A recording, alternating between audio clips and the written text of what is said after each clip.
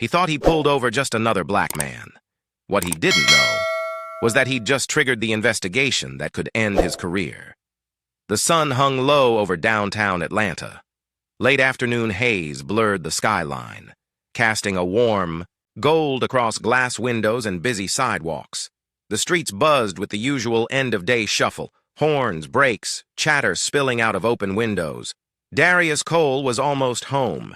Tailored charcoal suit, navy tie loosened, sleeves rolled just above the wrist. One hand on the steering wheel, the other adjusting the volume on a jazz station humming softly through his sedan. His mind was already shifting into evening mode, dinner, emails, quiet. He slowed at a yellow light, came to a smooth stop as it turned red. That's when the sirens flared behind him, red and blue, fast, loud, sudden. He looked in his rearview mirror. A cruiser swerved in sharply behind him. No traffic violation, no call-out, just speed and suspicion. He pulled over, calmly, rolled down his window. No fear, just familiarity. Officer Ryan Travis emerged like he owned the asphalt. Buzz cut, broad chest. Walked with the arrogance of a man used to being the final word. No greeting, no explanation. License and registration. Not a question. A command. Darius handed them over, slow and composed. No sharp movements. Do you mind telling me why? I was stopped? Travis didn't answer right away. His eyes scanned Darius, not his vehicle. You rolled through that light. A lie. Or at best, a stretch. Darius knew it. Travis knew it. But that wasn't the point. The officer glanced at the license. You from around here? Darius kept his voice measured. Yes. I moved back recently. Travis's eyes lingered on his suit. Interesting. Most people don't head home from work looking like they're headed to court. It wasn't a compliment. It was coded. Darius smiled, just barely. Some of us take the job seriously. Travis smirked. Didn't like that. He looked back toward the patrol car, then forward again. Step out for me. No explanation, no probable cause, just a shift in tone, the kind that says don't ask questions. Darius kept his seatbelt buckled. Is there a legal reason, officer? Travis's jaw tightened. Do I need one? The silence was thicker now. A challenge had been issued, not loudly, not with fists, but with facts. Darius unbuckled his seatbelt. No sudden moves, Travis muttered. Darius didn't give him any. He stepped. Out, 6'2", clean lines, polished shoes. He looked like he belonged on a courtroom floor, not a sidewalk. Travis gave a quick glance over him. Something between suspicion and discomfort. Hands on the car. Darius raised an eyebrow. Do you suspect I'm armed? I'm not here to play games. The search began. It wasn't routine. It was meant to embarrass. Pat down, front and back, hands lingering longer than necessary. Travis was looking for something. Drugs. A weapon. A crack in the armor. But he found nothing. No anger. No fear. Just Darius, standing still. You're clean, Travis muttered, almost disappointed. Darius turned around slowly. Of course I am. You seem awfully calm. Would you prefer I panic? That hit a nerve. Travis stepped forward again, closer than necessary. You know your rights. You've clearly had experience. I know the law, Darius replied. And I know when it's being misused. The street stayed quiet. The sun slipped a little lower, but something had already shifted. Officer Travis thought this was just another stop. He was wrong, and Darius Cole wasn't finished yet. The silence lingered longer than it should have. Officer Travis stood with his arms folded, trying to look composed. But his eyes darted, from Darius's face to the ID still in his hand, then to the street around them. No backup, no audience. Just the two of them and the weight of his own assumptions. Darius's voice cut through the air. Calm. Clear. Officer, I think it's time you knew who I am. Travis scoffed. I don't care who you are. But the crack in his voice said, otherwise. Darius slowly reached into his inside jacket pocket. His movements deliberate, open-palmed, controlled. I'm reaching for my badge. That's all. No surprises. Travis's hand twitched near his holster, habit more than threat. But he didn't stop him. Darius pulled out a leather badge wallet. He flipped it open without flair, without theatrics. "Just facts. Darius Cole," he said, as if introducing himself at a dinner party. "Director of Internal Affairs, Georgia State Police Oversight Division." The silence that followed was heavy, almost absurd. Travis stared at the badge, eyes narrowing, then widening, then blinking like he hadn't read it right. Wait, your Internal Affairs?" "Yes. As in, you investigate us?" "That's exactly right." Travis stepped back. Not voluntarily, instinctively. The ground beneath him felt different now, less stable. "So let's recap," Darius continued, tone still professional. "You pulled me over without cause, escalated a non-violation into a search, ignored my legal questions, and physically searched me without probable suspicion." Travis's face had drained of color. "Look, I didn't know." "That's the problem," Darius cut in. "You didn't know because you didn't care to know. You didn't ask. You assumed, and you acted." Darius stepped forward now, not to intimidate, but to correct. "You thought I didn't know my rights, that I couldn't speak for myself. You looked at me and saw a stereotype, not a citizen, not a colleague, certainly not someone with authority over you." Travis opened his mouth. No words came. "You didn't see a man in a suit. You saw black. You saw male. You saw your own bias staring back at you, and you doubled down." He paused. "And now you've realized you brought that bias to the wrong stop." Travis's shoulders had dropped. His confidence had deflated like air leaking from a tire. "You're going to hear from me again," Darius said. "Not here, not now, but soon, in a hearing room, with oversight, with consequence." He reached out calmly and took back his license and registration from Travis's frozen hand, slipped them into his wallet. "I suggest you take the rest of your day to reflect. Not on your mistake, but on your mindset." Darius moved back to his driver's side door, placed one hand on the handle, then paused, looked over his shoulder. "The badge doesn't make you untouchable, it makes you accountable." And with that, he stepped into the car and drove off, leaving Officer Ryan Travis alone on the shoulder, with nothing to hold on to but his regret. The streets rolled by in silence. Darius kept both hands on the wheel, not because he needed to, but because he always did. The encounter played back in his mind, not out of shock, but out of certainty. It had happened before, different badge, different face, same story. But this time, he had the leverage to do more than remember it. By the time he reached his driveway, the sun had disappeared behind the skyline, but his clarity was just beginning.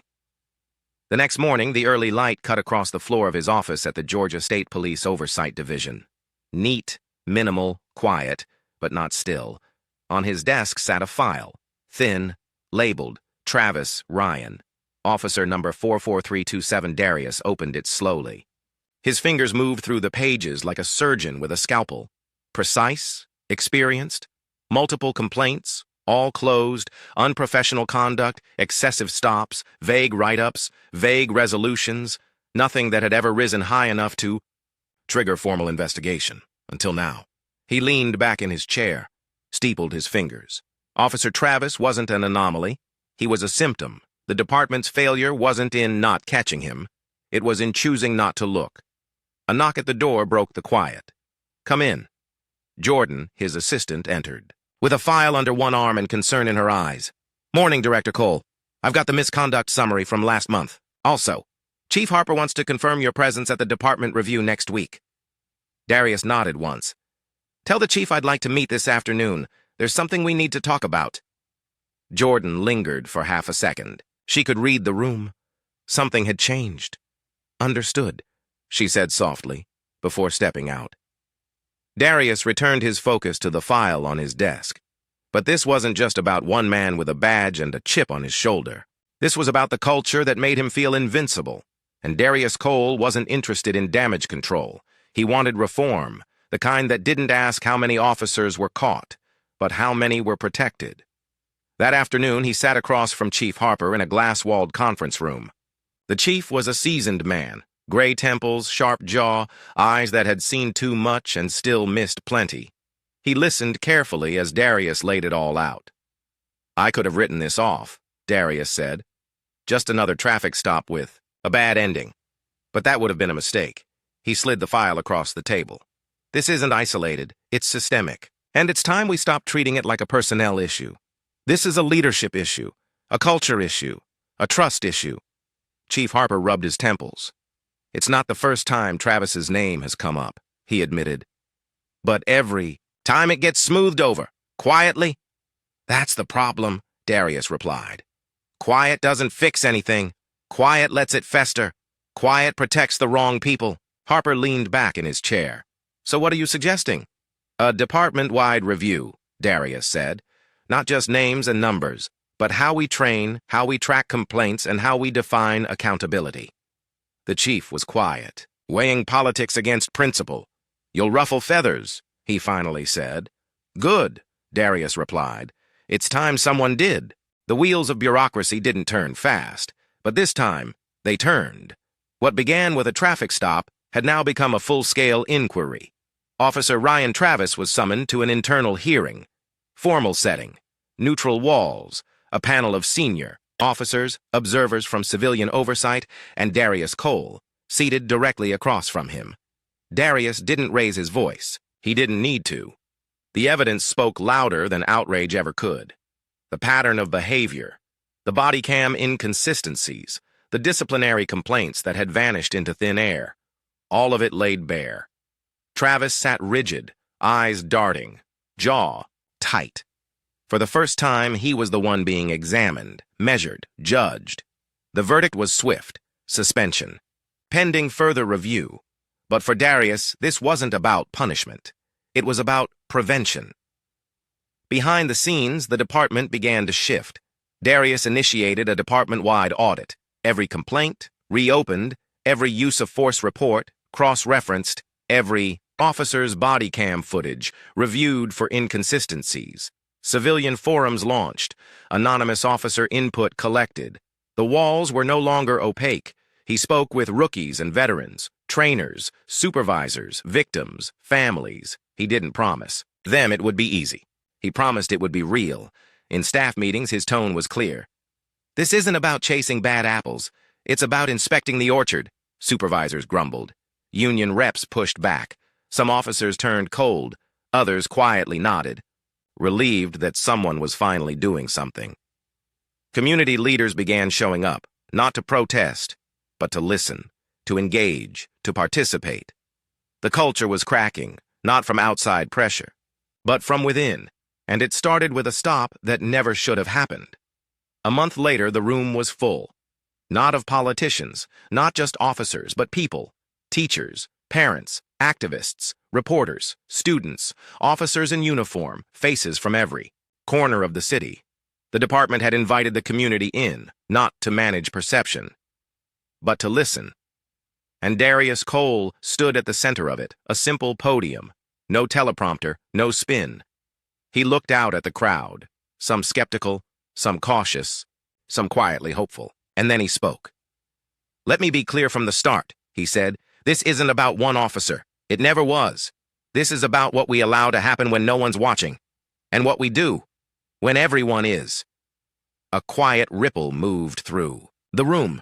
Justice isn't just about catching bad guys. It's about who we protect, who we believe, who we empower, and who we silence. He paused. A badge is not a weapon. It is a responsibility. And when it's worn without accountability, it becomes something else entirely. He shared the story of the stop. No names, no spectacle, just facts, just truth. And then, when I stood on that roadside, I wasn't angry. I was tired. Tired of seeing the same patterns. Tired of watching trust erode. Tired of good officers being buried under bad culture. He looked around the room. But I also saw opportunity. Because change doesn't begin in policy manuals or press conferences. It begins in rooms like this. It begins when we stop protecting silence and start demanding better. He stepped back from the mic. The applause didn't come instantly. It came slowly, then fully. Not out of politeness, but recognition, because he hadn't promised perfection. He'd promised accountability. What happened to Darius Cole wasn't unusual, and that's exactly why it matters. He was calm. He was professional. He was in control. And still, it happened, not because of who he was, but because of what he looked like, because of what someone assumed. But this time, the badge didn't protect the officer. It protected the truth. And Darius didn't just walk away. He walked into the system that failed him and started fixing it. He didn't do it for applause. He didn't do it for revenge. He did it so the next man in that driver's seat wouldn't have to explain why he knew the law better than the man enforcing it. So the next officer would think twice before reaching for power instead of reason. So the system would no longer protect ignorance as protocol, because silence lets these patterns survive. But truth? Truth makes them answer. If this story made you uncomfortable, sit with it. If it made you angry, talk about it.